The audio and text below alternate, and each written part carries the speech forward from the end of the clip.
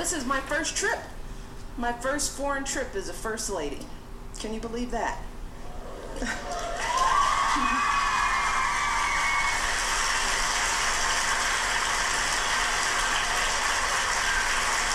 And while this is not my first visit to the UK, I have to say that I am glad that this is my first official visit.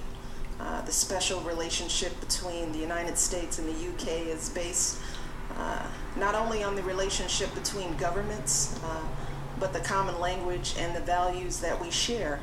And I'm reminded of that by watching you all today. During my visit, I've been especially honored to meet some of Britain's most extraordinary women, women who are paving the way for all of you.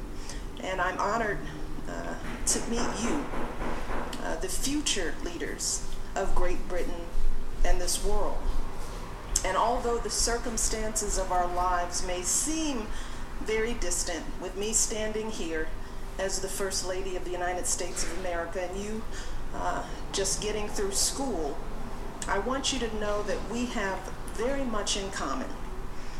For nothing in my life's path would have predicted that I'd be standing here as the first African American First Lady of the United States of America. There was nothing in my story that would land me here. I wasn't raised with wealth or resources or any social standing to speak of.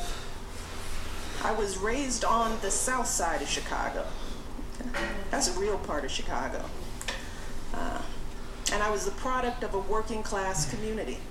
My father was a city worker all of his life, and my mother was a stay-at-home mom, and she stayed at home to take care of me and my older brother.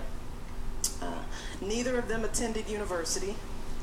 My dad was diagnosed with multiple sclerosis in the prime of his life. But even as it got harder for him to walk and get dressed in the morning, I saw him struggle more and more. My father never complained about his struggle. He was grateful for what he had. He just woke up a little earlier and worked a little harder. And my brother and I were raised with all that you really need. Love, strong values, and a belief that with a good education and a whole lot of hard work, that there was nothing that we could not do. I am an example of what's possible when girls from the very beginning of their lives are loved and nurtured by the people around them. I was surrounded by extraordinary women in my life. Grandmothers, teachers, aunts, cousins, neighbors, who taught me about quiet strength and dignity. And my mother, the most important role model in my life, who lives with us at the White House and helps to care for our two little daughters, Malia and Sasha. She's an active presence in their lives as well as mine, and is instilling in them the same values that she taught me and my brother. Things like compassion and integrity and confidence and perseverance. All of that wrapped up in an unconditional love that only a grandmother can give. I was also fortunate enough to be cherished and encouraged by some strong male role models as well, including my father, my brother, uncles, and grandfathers. The men in my life taught me some important things as well. They taught me about what a respectful relationship should look like between men and women. They taught me about what a strong marriage feels like, that it's built on faith and commitment and an admiration for each other's unique gifts. They taught me about what it means to be a father and to raise a family, and not only to invest in your own home, but to reach out and help raise kids in the broader community. And these were the same qualities that I looked for in my own husband, Barack Obama. And when we first met, one of the things that I remember is that he took me out on a date, and his date was to go with him to a community meeting. I know, how romantic.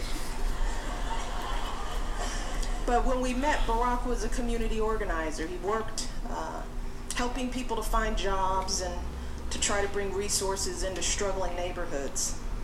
As he talked to the residents in that community center, he talked about two concepts. He talked about the world as it is and the world as it should be.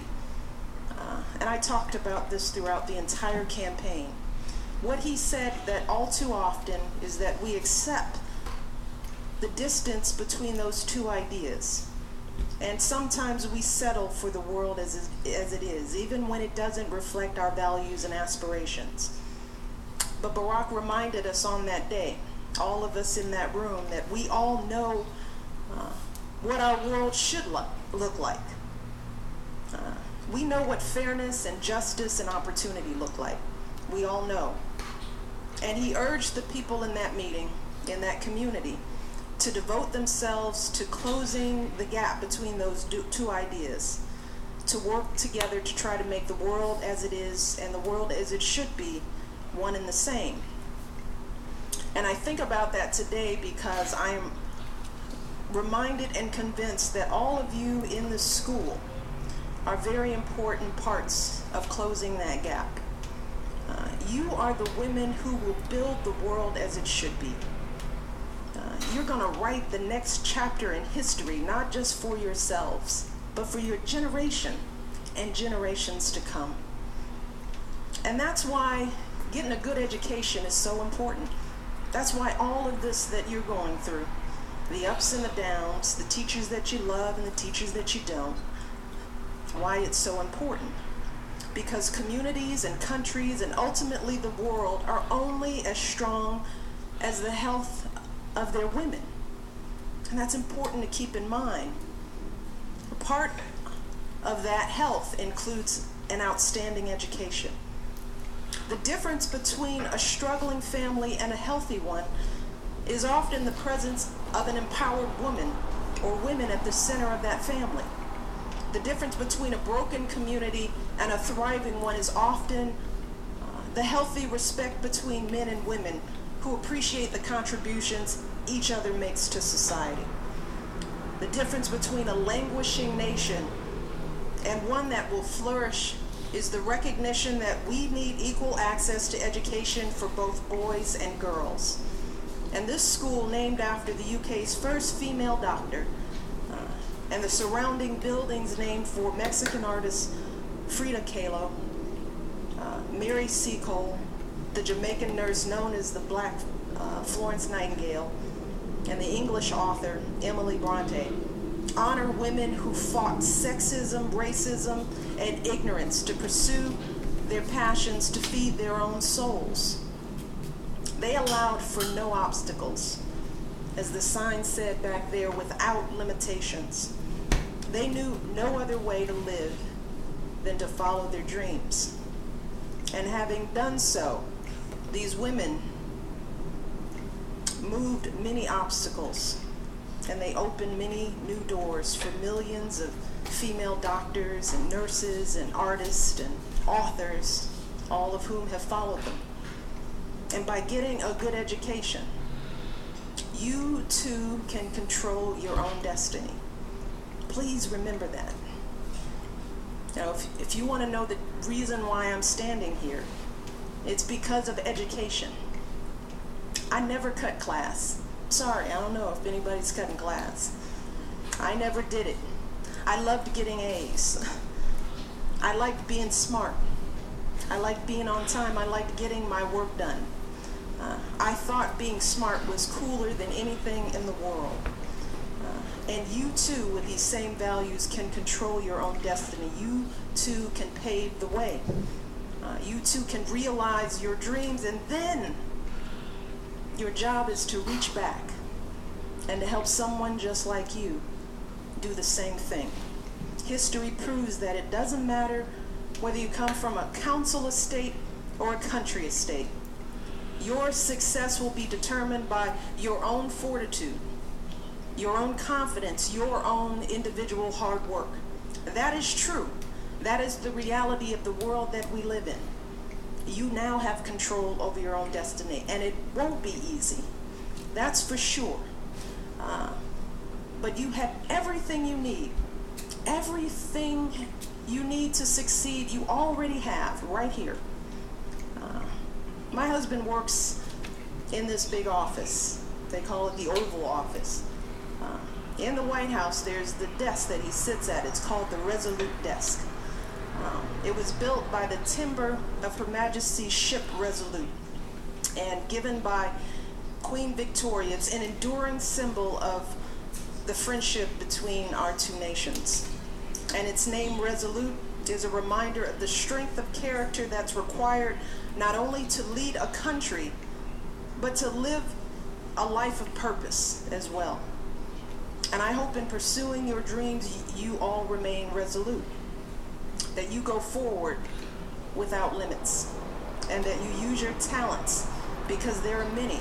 We've seen them. It's there. That you use them to create the world as it should be, because we are counting on you. We are counting on every single one of you to be the very best that you can be, because the world is big and it's full of challenges, and we need strong, smart, confident young women to stand up and take the reins. We know you can do it. We love you. Thank you so much.